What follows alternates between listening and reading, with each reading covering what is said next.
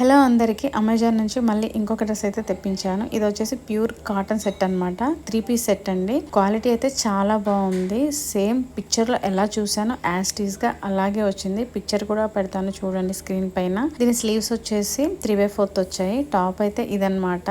And దీనికి bottom చున్నీ మూడు కూడా మొత్తం కంప్లీట్ కాటనే అన్నమాట.